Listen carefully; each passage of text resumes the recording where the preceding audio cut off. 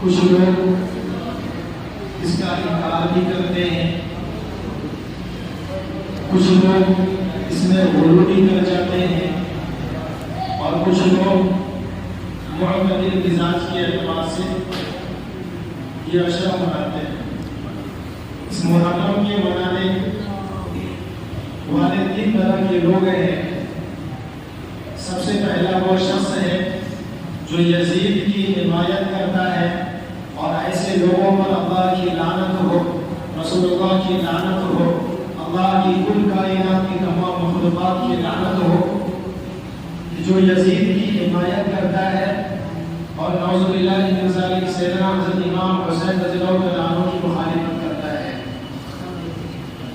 دوسرا وہ شخص ہے جو سیدنا حضرت امام حسین رضی اللہ عنہ کی محبت میں غلو کرتا ہے۔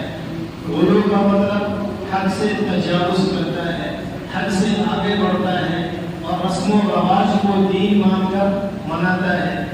تیسرا وہ شخص ہے جو نہ امام حسین رضی اللہ عنہ کی مخالفت کرتا ہے، نہ یزید ملعون کی حمایت کرتا ہے، اور نہ سیدنا حضرت امام حسین رضی اللہ عنہ کی شان اقدس میں اور محبت میں غلو کرتا ہے، حد سے آگے نہیں بڑھتا۔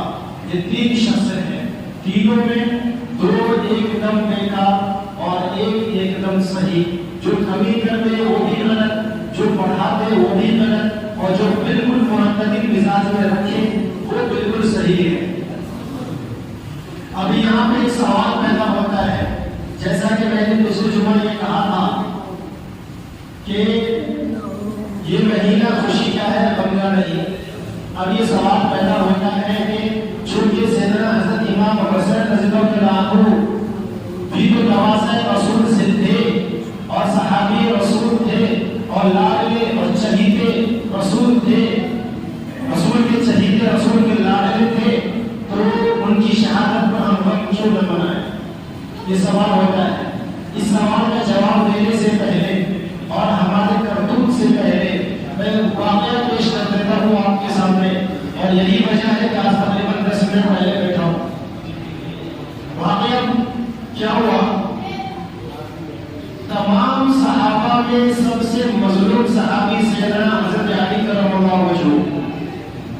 اب ان کا نسب نامہ دیکھیں کہ رسول حضرت علی کرم اللہ وجہہ اللہ کے نبی صلی اللہ علیہ وسلم کے داماد بھی ہیں اور بھائی بھی ہیں، چچا زاد، مطلب نبوت کے خاندان یہ ہے۔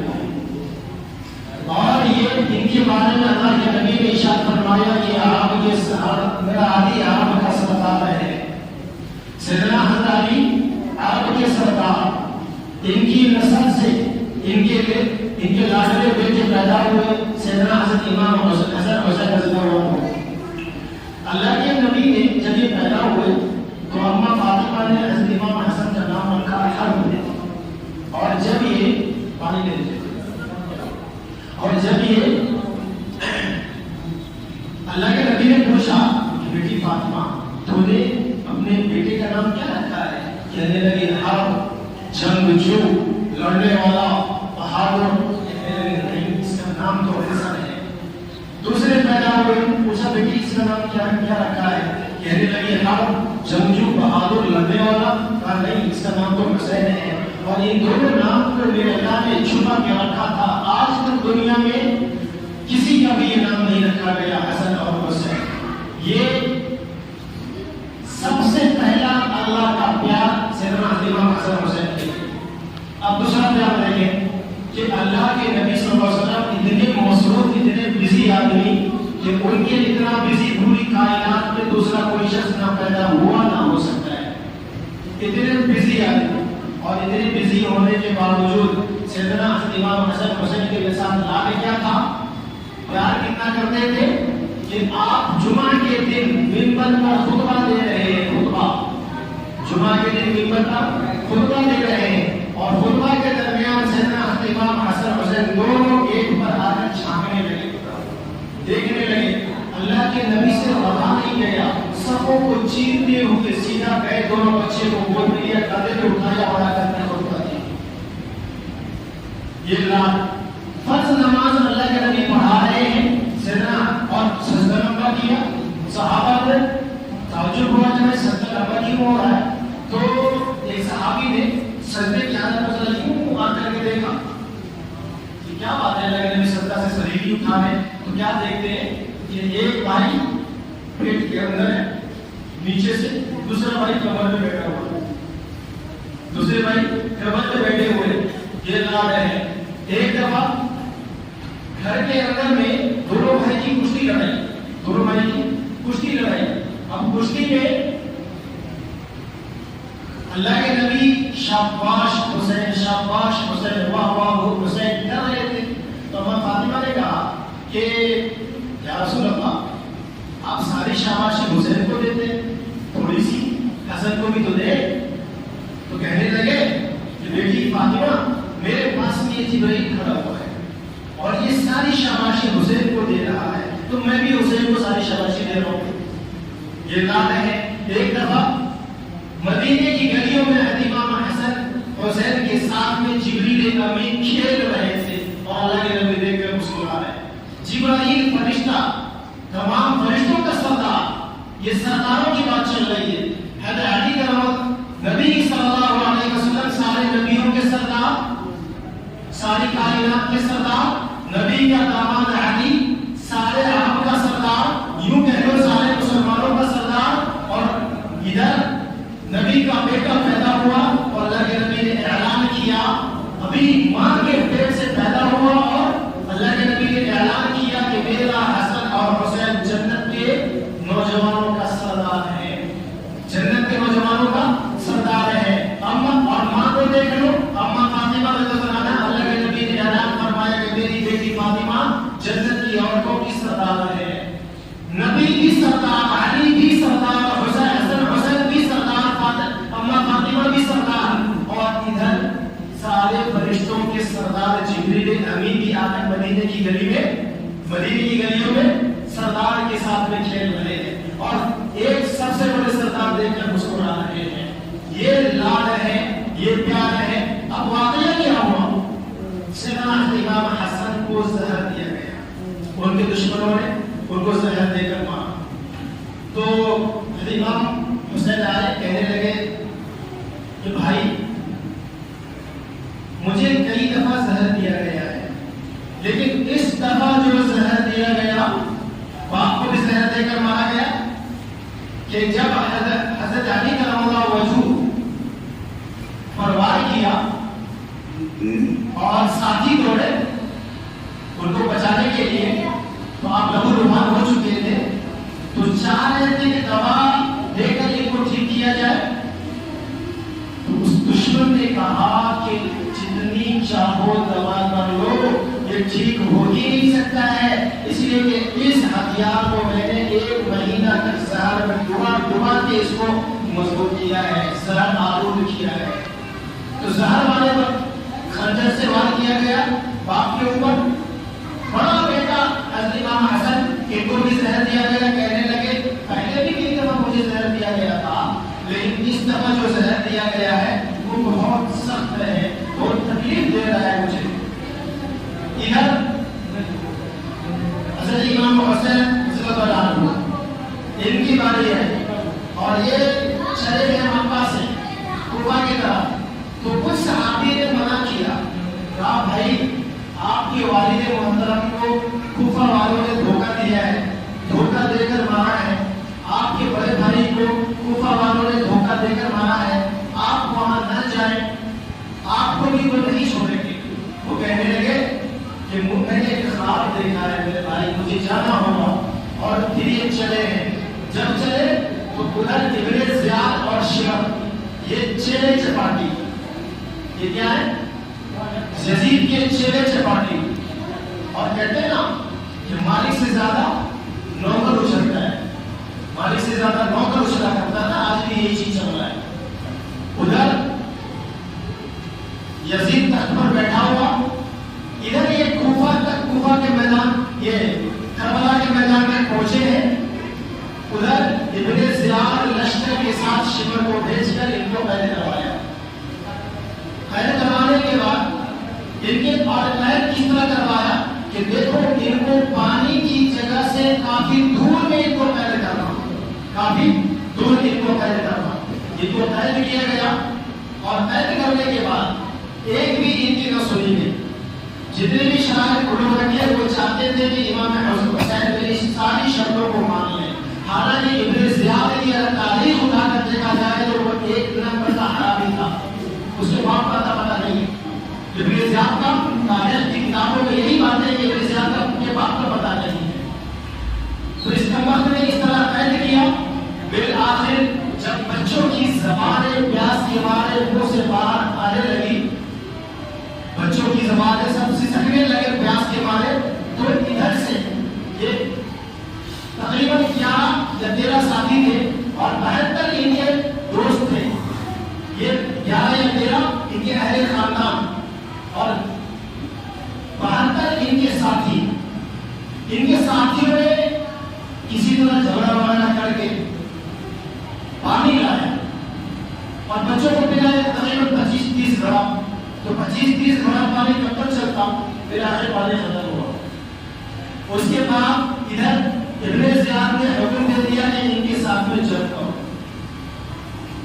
ان کے ساتھ میں جنگ کرو۔ حضرت امام حسین رضی اللہ عنہ نے فرمایا کہ دیکھو میں تم سے جنگ کرنے نہیں آیا، میں تم سے لڑنے نہیں آیا ہوں، اگر تم یہ چاہتے ہو کہ میں کوفہ نہ جاؤں، کوفہ نہ جاؤں، کوئی بات نہیں، میں کوفہ نہیں جاؤں گا، تم مجھے یزید کے پاس ڈائریکٹ جانے کی اجازت دے دو۔ امام حسین نے فرمایا کہ مجھے یزید کے پاس ڈائریکٹ جانے کی اجازت دو، میں سیدھا تمہارے بادشاہ کے پاس جاتا ہوں، میں کوفہ نہیں جاؤں گا، میرا راستہ چھوڑ دو۔ ان لوگوں نے کہا کہ نہ تو تجھے ہم کوفہ جانے دیں گے اور نہ ہی ملک شام یزید کے پاس جانے دیں گے، ہم یہی تمہارے ساتھ جنگ کریں گے، یہ تمہارے ساتھ جنگ کریں گے۔ بالآخر یہ ہوا، واقعہ کو مختصر کرتا ہوا چلو، بالآخر یہ ہوا کہ لوگ جنگ کرنے پر آمادہ ہو گئے اور جنگ شروع ہو گئی۔ تو جب جنگ شروع ہوئی ہے تو ابن زیاد کی فوج میں کچھ لوگ ایسے تھے جنہوں نے کہا کہ بھائی تم لڑائی کر رہے ہو، کہاں لڑائی کر رہا ہوں، جنگ شروع ہو گئی، کہاں جنگ شروع ہو چکی ہے، چلو لڑو۔ تو اس نے کہا کہ میں گھوڑے کو پانی پلا کر آتا ہوں، یہ کہہ کر فوج سے نکلا اور گھوم کر کے آگے امام حسین کے قدموں میں گرا اور کہنے لگا کہ مجھے معاف کر دیجیے، مجھے نہیں پتا تھا یہ تم کا واقعہ اگر آپ کے ساتھ لڑائی کریں گے، میں نہیں سمجھتا تھا کہ واقعی آپ کے ساتھ لڑائی کریں گے، میں تو سمجھ رہا تھا بس یوں ہی بحث چل رہی ہے، بات تکرار چل رہی ہے، مجھے کیا پتا کہ واقعی لڑائی ہو جائے گی، تو مجھے معاف माफ कीजिए मैं आपके साथ हूँ। और फिर वो लोग इनके साथ में लग करके जिब्रील साहब शिमाल की फौज के साथ में लड़ाई की। तो कुछ लोगों को अल्लाह ने वहां भी बचाया, ईमान का खतरा। अच्छा, कुछ लोग ऐसे भी थे जो सही फौज से निकल कर गलत फौज में जाकर के उनका साथ दिया और फिर मर गए, जहन्नमी हो गए। तो ऐसा भी होता है कि आखिरी वक्त में इंसान बुरा होकर के भी अच्छा बनकर जन्नती बन जाता है, और ऐसा भी होता है कभी कि अच्छी वाली से अच्छाई के साथ जिंदगी गुजारते हुए आखिरी वक्त में बुरा बनकर जहन्नमी बन जाता है। अल्लाह सबका खात्मा भी खैर फरमाए। तो अब यहाँ आगे जब जंग शुरू हुई है तो 72 जो जानिसाब थे अहले बैत को पहले साइड किया और कहने लगे हम पहले लड़ेंगे आपकी तरफ से। उधर 5000 की फौज, इब्लीस की फौज 5000 की थी, और इधर 80 आदमी 80-90 आदमी। तो उधर 5000, इधर 80-90 आदमी, क्या जोड़ है दोनों का? कोई जोड़ नहीं, जब कोई बराबरी नहीं है, जब कैसे हो? लेकिन जालिमों ने जुल्म किया, मुल्क शाम किसी के पास भी नहीं जाने दिया। अब यहाँ क्या हुआ, जब शुरू कर दी है तो जब 72 के 72 जो जानिसाब थे ये सब के सब शहीद हो गए, सब के सब शहीद हो गए। अब बच गए अहले बैत, हज़रत इमाम हुसैन रज़ियल्लाहु अन्हु और उनके घर के लोग, उनके खानदान के लोग, साथ ही तो सारे शहीद हो चुके। तो जब इनकी बारी आई तो अहले बैत में थे, अहले बैत में से सबसे पहले हज़रत अली अकबर ने कहा कि बाबा मैं अपनी आंखों के सामने आपको शहीद होता हुआ मरता हुआ नहीं देख सकता, पहले शहीद मैं होऊंगा, पहले मैं अपनी जान पर बात करूंगा। उसके बाद अली अकबर आगे बढ़े और शेर की तरह गरजे और बरसे जालिमों पर कईयों को मौत के घाट उतारा, फिर आखिर वो भी शहीद हो गए। जब ये बात दी गिरे उसके बाद एक एक करके अहले बैत में से भी सबको जालिमों ने शहीद कर डाला। आप बच्चे इन्होंने असलर जो अभी गोद में थे, मासूम बच्चे, अब ख्याल ये था कि जालिम इनको माफ कर देंगे। इनसे पहले एक और बच्चे थे जिनमें जैसा खूबसूरत अब तक कोई पैदा ही नहीं हुआ, नाम था आसिफ, और हजरत इमाम हसन की के बेटे थे वो, और हजरत इमाम हुसैन के भतीजे थे, जो बड़े खूबसूरत थे। ये तरफ पर आगे बढ़े, जालिमों ने इनके ऊपर वार किया, ये गिरने के साथ ही पुकारा कि या अम्मा, मेरे चचा, बुलाया इमाम हुसैन को। उस वक्त हजरत इमाम हुसैन जख्मों से एकदम निढाल हो चुके थे, पूरा जिस्म छोले हो चुका था, उठने की ताकत न थी, फिर भी गरजे और लपटे दुश्मन की तरफ। लेकिन जालिमों ने आपका कंधा काट डाला वार करके। तो कहने लगे, आप गिरे जमीन पर, कहने लगे बेटा आज तेरा चचा बहुत मजबूर है, आज तेरा चचा बहुत मजबूर है, आज तेरी मदद नहीं कर सकता। जालिमों ने हज़रत आसिफ को शहीद किया। उसके बाद हज़रत इमाम हुसैन अपने खेमे की तरफ देखे, नन्हा सा बच्चा अली असगर जो सबसे छोटा था अहले बैत में, सबसे 2 महीने का 2 साल का बच्चा, 2 साल का बच्चा कितना प्यारा होता है ना, हर किसी को प्यारा आता है, चाहे वो मुसलमानों का बच्चा हो या काफिरों का बच्चा हो। 2 साल के बच्चे पे तो सबको प्यारा है। मगर ये कैसा जालिम था जिसे 2 साल के बच्चे पर भी तरस ना आए। 2 साल का बच्चा नन्हा असगर अपने खेमे से यूं झांका। अभी इमाम हुसैन के मर्तबे को और भी बुलंद करना था, झांका। इमाम हुसैन की नजर पड़ गई, नजर पड़ने के साथ ही कहने लगे लाओ बच्चे को मेरे पास लाओ। बच्चे को लाया गया, गोद में लिए, जख्मों से निकाल के नन्हे असगर को गोद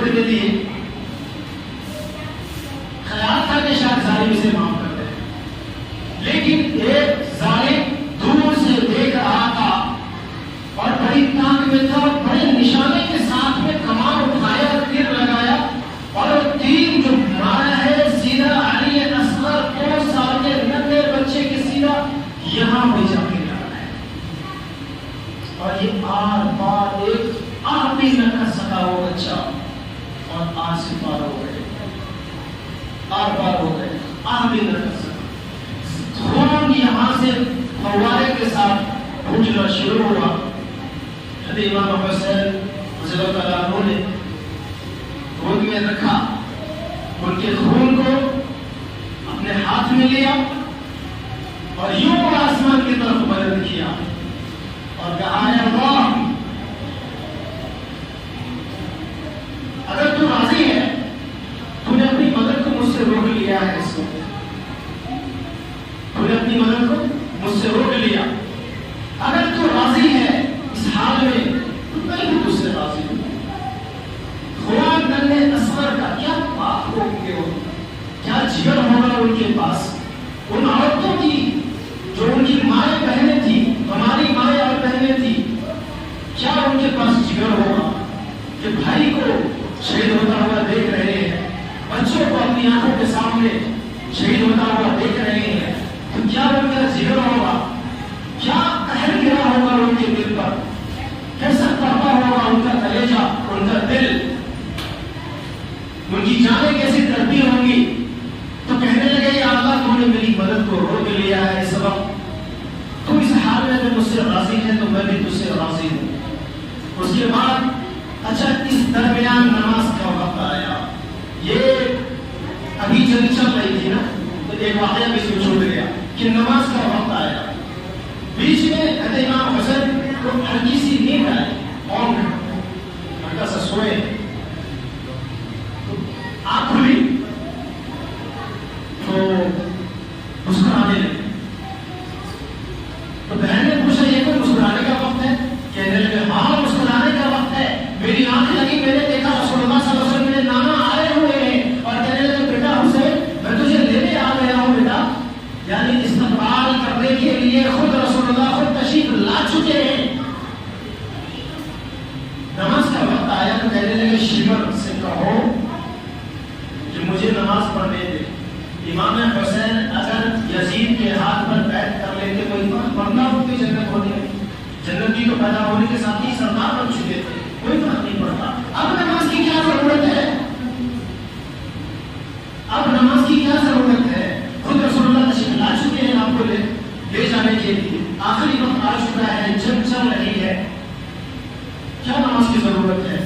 نہ بھی پڑھتے اللہ کی قسم ان کی پکڑ نہیں ہوتی، کیونکہ نبی نے پہلے ہی اعلان کر دیا تھا کہ میرا حسن حسین جنت کے نوجوانوں کا سردار ہے، اب نماز کی کیا ضرورت ہے؟ مگر کہا شمر سے کہ ان سے کہو کہ مجھے نماز پڑھنے دے۔ ملعون شمر نے کہا کہ تجھے نماز کی کیا ضرورت، تیری نماز ہوتی ہے کیا، تیری نماز نہیں ہوتی، او ملعون مردود۔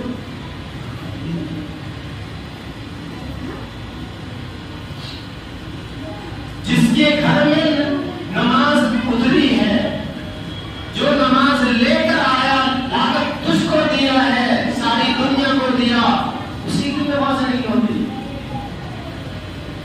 تیری نماز ہوگی۔ تو کہہ رہا ہے امام حسین سے کہ تجھے نماز پڑھ کے کیا فائدہ، تیری نماز ہوگی کیا، نہیں ہوگی تیری نماز۔ کہنے لگا میں جنگ کو نہیں ہوتا، جنگ چلتی رہے گی، وہ کافر کہنے لگا جنگ وہ چلتی رہے گی، میں جنگ کو نہیں روکوں گا۔ امام حسین رضی اللہ عنہ نے فرمایا علیہ السلام والسلام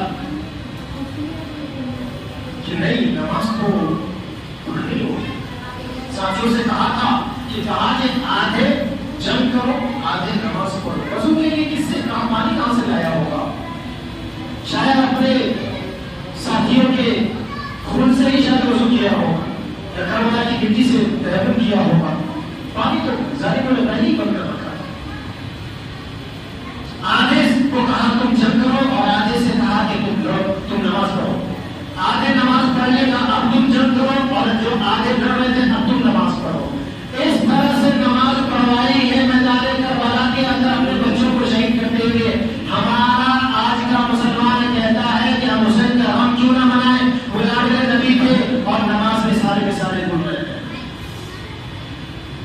نماز میں سارے کے سارے جن کا غم منا رہے ہیں وہ تو جنگ کے میدان میں بھی نماز قضا نہ کرے، اور یہ ان کے غم منانے والے، ان کے ماننے والے گھر میں عیاشی کرے، بغل میں مسجد نمازی نہ پڑھے اور کہیں ہم امام حسین کا غم مناتے ہیں۔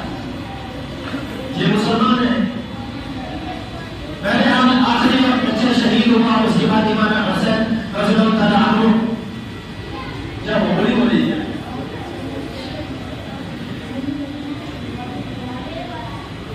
زخم سے نکال ہو چکے تھے، زمین پر تھے، تو شیبت نے کہا جاؤ اس کی گردن کاٹ کر کے لاؤ، اس کی گردن کاٹ کے لاؤ۔ کوئی گھر کے مارے آگے نہیں آ رہا تھا، چاہتے تو امام حسین کو بہت پہلے ہی شہید کر دیا ہوتا سارے، کوئی آگے نہیں آ رہا تھا، ڈر کے مارے حیبت ہو رہی تھی کہ گردن میں نہیں کاٹتا، گردن میں نہیں کاٹتا، سب کو شہید کر دیا ہے، یہ کرنے کا باقی ہے، کہہ رہا گردن میں نہیں کاٹتا، پیچھے رکھتا۔ تو اتنے زیادہ ایک نے گالی نکالی، ماں بہن کی گالی دیا، کاٹ چلا گردن، کہا زخمی آدمی کی گردن نہیں کاٹ سکتا۔ ایک شخص آگے بڑھا اور اس نے گردن پہ وار کی، الگ کیا سر کو تن سے اور آگے چلا گیا۔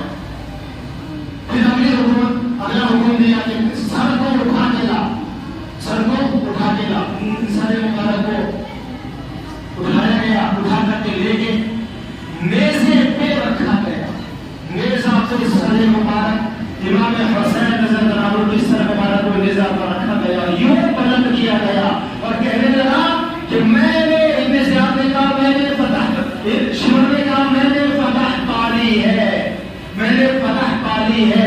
ابن زیاد نے کہا اب حکومت ہماری بنے گی، اب حکومت ہماری بنے گی، اور بلند کر کے وہ وہاں سے سیدھا کوفہ کی طرف روانہ ہوا اور اس کو سر مبارک کو اور جو قیدی تھے عورتوں کو باندھی بنایا گیا، قید کیا گیا، اہل بیت کی ماں بہنوں کو، اور ملک شام بھیجا گیا، ابن زیاد نے بھیجا۔ اب باقی جو ناشے تھی ان کو کیا کیا، اسی طرح کفن بھی نہ دیا ظالم نے، قبر بھی نہ کھودا، نہ کفن دیا، یوں ہی اچھا قبر میں بھی نہیں ڈالا، اپنے لوگوں کو قبر کھود کھود کے باہر دفن کیا، اور اہل بیت اور ان کے جانشینوں کو کیا کیا، یوں ہی پانی بہا دیا اور پانی بہا کر کے لاش کو دھول کے حوالے کر دیا۔ کفن قبر میں بھی نہ ڈالا، نہ کفن پہنایا، ادھر سے مبارک کو لے کر کے ملک شام پہنچا ہے۔ ادھر جب کوفہ میں ابن زیاد کے پاس میں امام حسین کی سر مبارک کو رکھا گیا تو اس ظالم نے برچھا سے امام حسین کے لبوں کو کھدیڑتا تھا، کہتا تھا دیکھو کیسا چہرہ ہے، ملعون الٹی سیدھی بات کرتا تھا اور کہتا تھا کیسا چہرہ ہے کہ مرنے کے بعد بھی دیکھو تو حسن نہیں جا رہا اس کے چہرے سے۔ وہ ظالم اب تو کچھ تو رحم کرتا۔ اس کے بعد ایک صحابی رسول کھڑے ہوتے کہنے لگے کہ ان لبوں کو تو اس طرح کی بے ادبی نہ کر، اس لب کو میں نے رسول اللہ صلی اللہ علیہ وسلم کے لب مبارک سے کئی دفعہ لگتے ہوئے میں نے دیکھا ہے، تو اس پر بچیاں مانگتا ہے۔ اس کے بعد پھر سر مبارک کو ملک شام بھیجا گیا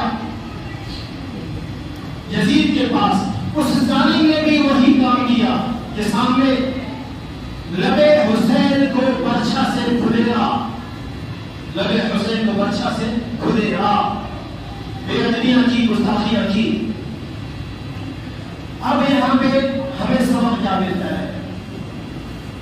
یہ واقعہ کربلا جو مختصر انداز میں نے آپ کے سامنے رکھا ہے، 5 یا 10 منٹ تھوڑا سا میں آپ کا وقت دوں گا، کیونکہ اس کے بعد مجھے دوبارہ اس ٹاپک پر بات کرنے کا موقع نہیں ملے گا۔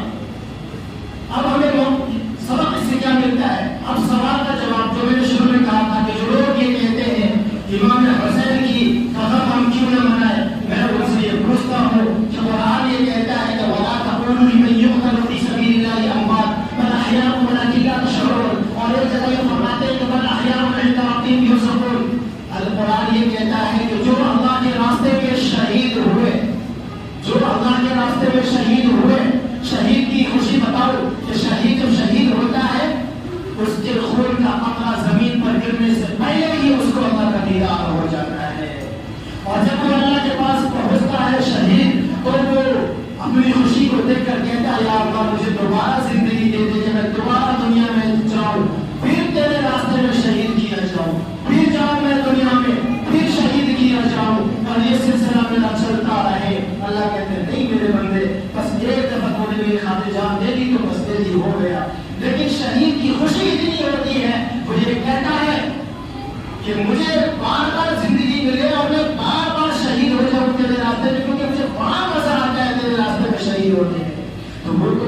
ہونے والا تو خوشی منا رہا ہے، اور ماننے والے لوگ کہہ رہے ہیں کہ میں غم ہوں۔ شہید ہونے والا کہے کہ میں خوشی مناؤں، اور ماننے والا کہے کہ میں غم کروں۔ دوسری چیز، قرآن یہ کہتا ہے کہ جو شہید ہوا وہ زندہ ہے، کرے وہ ماتم جو مردہ سمجھے ہے حسین کو، کرے وہ ماتم وہ کرے جو مردہ سمجھے حسین کو۔ ہم زندہ و جاوید کا ماتم نہیں کرتے، ہم زندہ و جاوید کا ماتم نہیں کرتے۔ حسین کا ماتم وہ کرے گا جو حسین کو مردہ سمجھتا ہے، حسین کا غم وہ منائے گا جو حسین کو مردہ سمجھتا ہے، حسین کے نام پر وہ بیچے گا، حسین کے نام پر وہ پیٹ پالے گا جو حسین کو مردہ سمجھتا ہے، حسین کے نام پر میرا چہرہ وہ لگائے گا جو حسین کو مردہ سمجھتا ہے، حسین کے نام پر لوہا وہ پڑے گا جو حسین کو مردہ سمجھتا ہے، حسین کے نام پر رنگولیاں وہ منائے گا جو حسین کو مردہ سمجھتا ہے۔ ہم بھیا حسین کو زندہ سمجھتے ہیں کیونکہ ہم مسلمان ہیں، ہمارا ایمان قرآن پر ہے۔ قرآن کہتا ہے کہ حسین زندہ ہے، میں بھی کہتا ہوں حسین زندہ ہے، ہم غم نہیں مناتے۔ سوال کا جواب مل گیا ہوا۔ دوسری چیز کہ جو لوگ امام حسین کی شہادت پر بینڈ باجا پارٹی مناتے ہیں، ڈھول تاشا بجاتے ہیں، اپنے باپ کے مرنے پر ڈھول کیوں نہیں بجاتے؟ نبی کا نواسا ملا تمہیں ڈھول بجانے کے لیے، ڈھول تو خوشی میں بجایا جاتا ہے، ہم نے کہاں بجایا جاتا؟ بینڈ باجا تو شادیوں میں بجتا ہے، میت پر کہاں بجتا؟ تو کم وقت محمود مرہون محرم میں یہ شادی حسین منا رہا ہے، بینڈ باجا لگا رہا ہے، تو اپنے باپ کے مرنے پر لا کے دکھانا، اپنی ماں کے مرنے پر لا کے دکھانا، اپنے بیٹا کے مرنے پر لا کے دکھانا، کیوں نہیں جاتا؟ ناش کی اور شہادت کی کا مزہ اٹھانے کے لیے تجھے امام حسین نہیں ملے، تیرا باپ نہیں ملا تجھے، تیری ماں نہیں ملی تجھے، ذرا بھی کوئی شرم و حیا نہیں ہے، اور یہ کہتے ہیں امام حسین مناتے ہیں اور اہل بیت کی عورتوں کا نام روڈ پر لیتے ہیں محمدی کے بعد، اور یہ پتہ نہیں کیا کیا نکالتے ہیں، لاٹھی ڈنڈا اور جھوٹے سے جلوس، اپنی عورتوں کو بھی نکالتے، کہتے ہیں اپنی عورتوں سے کہو نماز پڑھے، 3 دن 10 دن اللہ کے راستے میں روک لگا دے، عورت کیسی جائے گی جماعت میں؟ مگر یہ میرا ٹھیلا میں بھی لگانے کے لیے عورتیں ہوتی ہیں، اور میں خوب جانتا ہوں کہ ایسے میرا ٹھیلا میں کیا ہوتا ہے، نوجوان کیا کرتے ہیں۔ یہ میرا اصل میں ملن کی جگہ ہے، میرا اصل میں ملن کی چیز ہے، وہاں تو ملن کچھ اور ہوتا ہے کیا؟ بہانہ تو شہادت حسین ہے، بہانہ تو 10ویں محرم ہے، بہانہ تو امام حسین کا غم ہے، کام تو کچھ اور ہو رہا ہے۔ جا کے دیکھو جہاں پہ یہ میرا ٹھیلا لگتا ہے وہاں پہ کیا ہوگا، نوجوان کیا بول کھلا رہے ہیں، مسلمانوں کی بہن بیٹی، ہماری بہن بیٹی ہے، جا کے کیا کر رہی ہے وہاں پہ، جا کے دیکھو پتا چل جائے گا۔ اچھا اس طرح کی باتیں کرو، سمجھائیں تو لوگ کہتے ہیں کہ ہم غم کیوں نہ منائیں، لالے اللہ کے نبی کے ان کے نواسے سے ہم غم کیوں نہ منائیں؟ ہمیں قرآن کہتا ہے کہ وہ زندہ ہے، وہ خوش ہے، تم کدھر سے کیا دلیل لایا غم منانے کا؟ غم منانے کا کیا دلیل ہے تمہارے پاس؟ جھنڈا لانے کا کیا دلیل ہے تمہارے پاس؟ سنو، جس طریقے سے کرسچن نے حضرت عیسیٰ علیہ السلام کو شہید کیا اپنے حساب سے، اللہ نے ان کو بچا کر آسمان پہ اٹھایا، اپنے حساب سے شہید کیا، اور شہید کر کے وہ آج تک حضرت عیسیٰ کی پوجا کرتے ہیں، ان کا غم مناتے ہیں۔ آپ نے کبھی سنا؟ نہیں سنا؟ کرسچن کا ایک تہوار آتا ہے جس میں ان کے خاص لوگ اپنے ہاتھ کو پاؤں کو یوں کرتے ہیں اور اس میں کیل ٹھکواتے ہیں۔ کرسچن کیوں؟ اللہ کے بیٹے، اللہ کے بیٹے عیسیٰ کو نہ کیل ٹھوکا تھا لوگوں نے، ہم بھی غم مناتے ہیں۔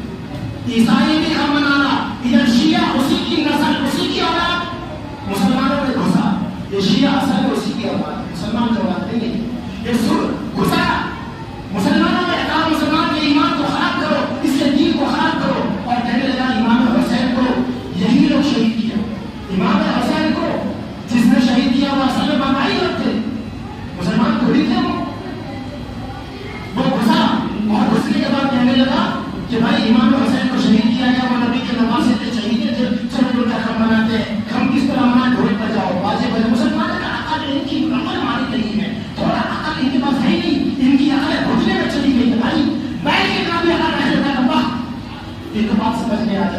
کہ میت پر کہیں ڈھول تاشا بجا رہے ہیں، میت پر کہیں سینہ بجا دیا. اسلام تو کہتا ہے کہ میت پر نوحہ کرنا، یہ جو عورتیں روتی ہیں نا شوہر کے معاملے پر گھر کے اندر میں چوڑیاں بولتی اور چلاتی ہے، اسلام نے اس عمل کو حرام کیا ہے. نوحہ کرنے کو، ماتم کرنے کو اسلام منع کرتا ہے. اور یہ کمر آج کے مسلمان ان کے ساتھ میں مل کر کے یہ نوحہ اور ماتم کرتے ہیں اور کہتے ہیں کہ اب تک دماغ نہیں لگاتے کہ یہ شیطانی چال ہے، اس نے آپ کو بہکایا ہے، اس نے آپ کو بہکایا ہے، آپ کی ایمان کو، آپ کے دین کو خراب کیا ہے. خراب کیا. یہ ڈھول تاشا بجانا چھنانوں کا پاسیوں کا کاغذ ہے. مسلموں کے مسلمان کہاں سے بجانے لگے؟ اور جھنڈا، جہاں تک جھنڈے کی بات ہے تو اگر مسلمان کا جھنڈا ہوتا، یہ جو جھنڈا لگا ہوا ہے نا قوم کے اندر میں، جنہوں نے لگایا ہے، میں ان سے پوچھتا ہوں کہ تو بتا کہ رسول اللہ صلی اللہ علیہ وسلم جب اسلام لائے تو صحابہ کو جھنڈا دیا اور ہر جنگ میں اسلام کی طرح اسلام کا جھنڈا تھا. تو مجھے بتا کہ اسلام کا جھنڈے کا کلر کیا ہے؟ تو مجھے بتا اسلام کے جھنڈے کا کلر کیا ہے؟ مجھے بتا اسلام کا جھنڈا کیسا ہونا چاہیے؟ تو مجھے بتا. یہ اسلام کا جھنڈا نہیں ہے جو لگا ہوا ہے جھنڈا، یہ اسلامی جھنڈا نہیں ہے. کیوں نہیں ہے؟ کیونکہ اسلام کے جھنڈا کا کلر بلیک اور وائٹ ہوتا ہے، اجلا اور کالا. بلیک کپڑا سفید دھاری، بلیک کپڑا سفید دھاری، یہ اسلامی جھنڈا کا کلر ہے. اللہ کی قسم اگر یہ اسلامی جھنڈا ہوتا تو ہم خود منا رہے ہو. یہ اسلامی جھنڈا نہیں جو لگا ہوا ہے. اسلام کے جھنڈے کا کلر بلیک اور وائٹ ہوتا ہے. یہ تم نے ہرا جھنڈا لگا، ہرا جھنڈا لگا ماتھے پہ یا حسین، منہ میں کچھ ڈالو، پیٹھ پہ یا حسین، منہ میں ڈالو. ناپاک منہ ہے، پیشاب منہ میں جائے تو ناپاک ہوگا یا نہیں ہوگا؟ پیشاب منہ میں کر دیا جائے گا، ڈال دیا جائے منہ ناپاک ہوگا یا نہیں ہوگا؟ شراب بھی منہ میں ڈال دیا جائے تو منہ ناپاک ہو جائے گا. مسئلہ تو یہی ہے. اور صرف منہ ناپاک نہیں ہوتا، شراب منہ میں جانے سے منہ بھی ناپاک ہوتا ہے، پیٹ بھی ناپاک ہوتا ہے اور 40 دن تک ناپاک رہتا ہے. شراب کا ایک گھونٹ اگر چلا گیا پیٹ کے اندر میں تو منہ بھی ناپاک، پیٹ بھی ناپاک اور 40 دن تک ناپاک رہتا ہے. تو یہاں تیری نماز تو کوئی نہیں ہوتی ہے. جس منہ سے تو قرآن نہیں پڑھ سکتا، جس منہ سے تو درود نہیں پڑھ سکتا، جس منہ سے تو نبی کا نام اور اللہ کا نام نہیں لے سکتا، لے گا تو قبول نہیں ہوگا. اس منہ سے حسین کا نام لے سکتا ہے، اما فاطمہ کا نام لے سکتا ہے تو یہ ناپاک شراب پی کر کے تو کیا کھاتا ہے؟ کچھ کرتا ہے آزادی یا حسین کیا علی یا حسین کیا علی کیا بھائی؟ اپنے باپ بنا کے بھگانا چلانا کے ڈالا بھگانا روڈ پہ جا کے اما فاطمہ کے نام سے آیا ہے، حضرت زینب کے نام کا تو نوحہ پڑھتا، اپنی ماں بہن کے نام کا نوحہ پڑھنا کیوں نہیں پڑھتا؟ تو اہل بیت کی عورتوں کا نام لیتے شرم نہیں آتی؟ پھر باتیں اگر کی جائیں تو گھنٹوں تک کی جا سکتی ہے اور بات ختم نہیں ہوگی. میرے ہم مسلمانوں میں یہ کہتا ہے ہمارا کام ہوتا ہے اپنی قوم کو گمراہی سے نکالنا. نبی کے قوم کو گمراہی سے نکال کر ہدایت کی طرف لائے اور نبی کے وارث علماء ہوتے عالموں کا کام بھی یہ ہوتا ہے کہ اپنی قوم کو گمراہی سے نکالے، اسے بتائے کہ غلط کیا ہے، صحیح کیا ہے اور صحیح راستے کی طرف لائے. تو ہمارا کام یہ ہے کہ ہم آپ کو صحیح بات بتائیں. اگر آپ نے مانا تو آپ کا دین سلامت رہے گا، ایمان خیر کے ساتھ بچے گا اور جنت کے حقدار بنیں گے. اور بات اگر نہیں مانا پھر آپ جانے اللہ جانے، آپ جانے اللہ جانے. تو مجھے بتائیں تسلیم محرم کے دن کتنے لوگ اپنی عورتوں کے ساتھ مجھے کر کے گاڑی کو کرتے جائیں گے، کھلا کھاتے جائیں گے؟ مسلمان کا کام ہی نہیں ہے. دوسرا کہ میدان کربلا سے آپ دیکھیں نا کہ 10 دن امام حسین کا غم منا کر سارا سال 300 سال 365 میں سے 10 نکالو 355 دن یزید بنے رہتے ہیں، یزید والا کام کرتے ہیں. ظالم ہے مسلمان، آج کا ظالم کو نہ پڑا ہے. یزید بھی ظالم، خود بھی ظالم. اس یزید کو گالی دے رہا ہے، خود کو چھوڑ رہا. کیوں چھوڑ رہا بھائی؟